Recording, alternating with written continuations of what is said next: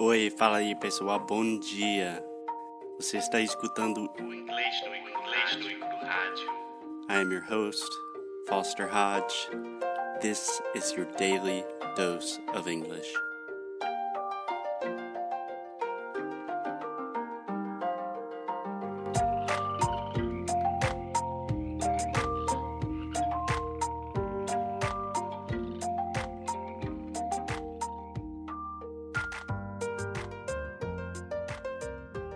Hey, Alexia. Hello. How are you? I'm fine. What about you? I'm doing very well. I hope that everyone listening, all 25 of you, are also doing well. 25,000. So, Alexia, today, what are we talking about? Phrasal verbs? Phrasal verbs. So you're going to suffer a little bit today. Is that cool? Yay. Should you hear the excitement in her voice? So, just to provide a little bit of context, Alexia is a very advanced English speaker, I would Yes. say. Thank you. I think so. You consider yourself an advanced speaker? Yeah. Yeah. So Alexia speaks really well. She can talk with everyone. She can have conversations.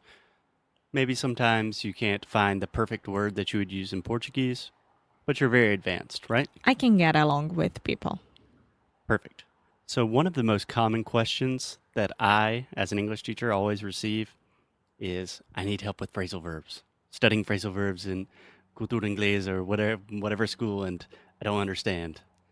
So, Alexia, can you tell me what are phrasal verbs? What are these things that so many Brazilians have difficulties with?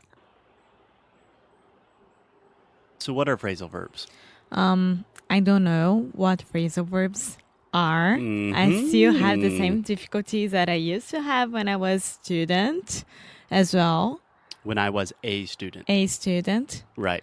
So whenever you talk about a profession, like I'm a doctor, I'm a student, anything you do for a vocation, we always include the article a or an, right? Right. And what I can say about phrasal verbs is they are expressions, right? Yeah. Yeah. I mean, the phrase expressions is a pretty vague form of terminology. But yeah, normally phrasal verbs are expressions. So let's do this. Can you give me an example of a phrasal verb? Yes. A phrasal verb that I really like it because I think it's really funny is I bumped into Foster yesterday at the mall. Why do you think that's funny? I think that bumped into, it means eu esbarrei com Foster, eu encontrei com Foster de forma inesperada, Tropecei. né? Pode falar, né? O quê? Tropecei. Na verdade não é tropeçar, é encontrar de forma inesperada. Exactly. You bumped into someone you were not expecting. You saw me at the mall. Exactly. So, but I think that bumped into is really, really funny to say. So I always recognize this as a phrasal verbs. Nice. Phrasal verb, sorry. Nice. There is a very vulgar expression with bumped.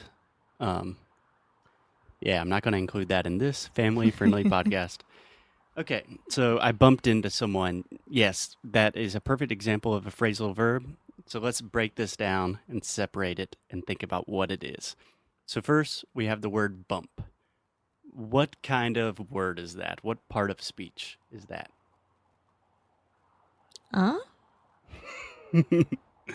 Okay, so when we're talking about words, we have nouns, adjectives, verbs, adverbs. I think bump is a verb.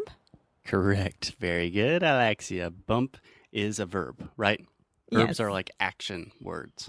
Like I'm running, run, jump, talk, walk. All verbs. You're doing something, correct? And into. Preposition. Nice. Yay. Nice. So all of my students, 99% of my students say they have problems with prepositions.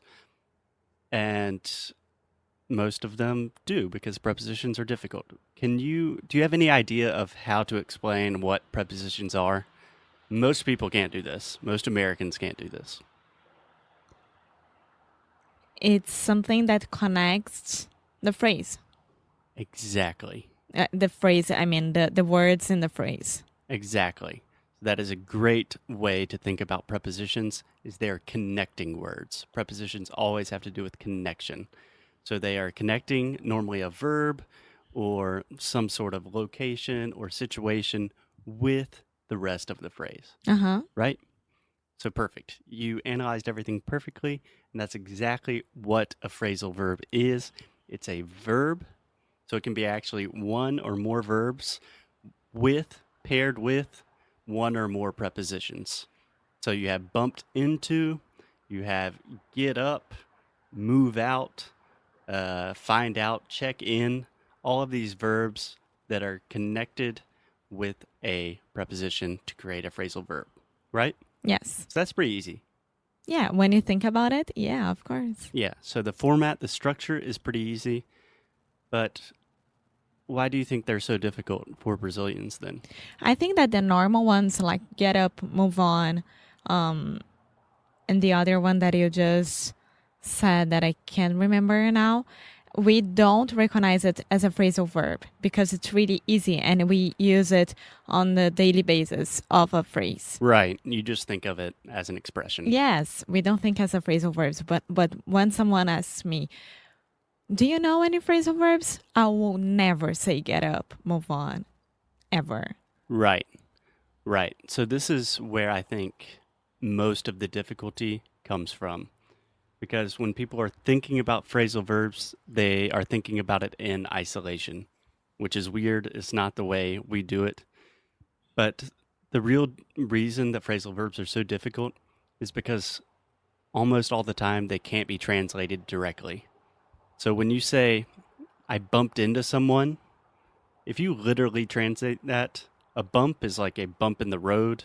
And then into, you think about going into like a restaurant or something. It has nothing to do with just randomly seeing someone on the street.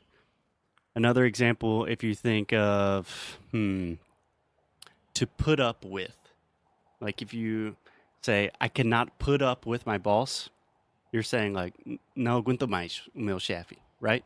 Yeah. But if you translate that literally, directly, word for word, it would be put, like colocar, up, para cima, with, com. It makes no sense. But do Americans or English or British or Australians or anyone who speaks English speakers? yes, do they use phrasal verbs normally? All the time. Okay, but put up with, I can't put up with my boss. I think that people usually says, I can deal with my boss. Right. I can't usually, people usually say, right? I think a lot of people would say put up with or deal with or handle. Deal with is a phrasal verb. Yeah, there's still a phrasal verb because you're still using See, deal with. I don't know. Right? Yeah. Right. So the complicated thing here is most phrasal verbs have a direct translation like alternative, right? So for example, when I am arriving to a party or I'm arriving to any situation, what do you think I would normally say in English? I would not say, oh, I'm arriving in 20 minutes. I'm getting. Yeah, I'm getting there. Yeah, normally. I'm getting there. Or getting to, right? So we use some variation of a phrasal verb with get. And if you say, I'm arriving, or what time did you arrive, people understand you. It's grammatically correct, but it sounds very strange. It's more formal, I think. Yeah, it's just weird. Yeah. We always say, You what time did you correct get me there? on this. Yeah. Since ever. Forever. Forever. Yeah. No. You've been correcting me with this since ever. Yeah, whenever you want to say desde sempre, always forever. Okay. Yeah. That is correct. So I think the easiest way to fix this disconnect with phrasal verbs is to think about them in context. Don't think about them as phrasal verbs.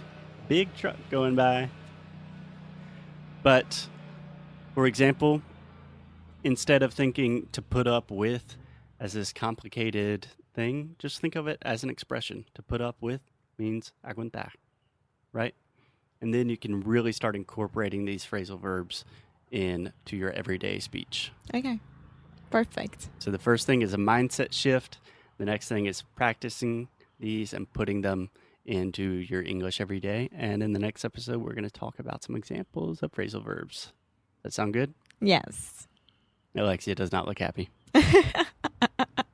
See you guys soon. Thank you. Bye. Ciao, ciao.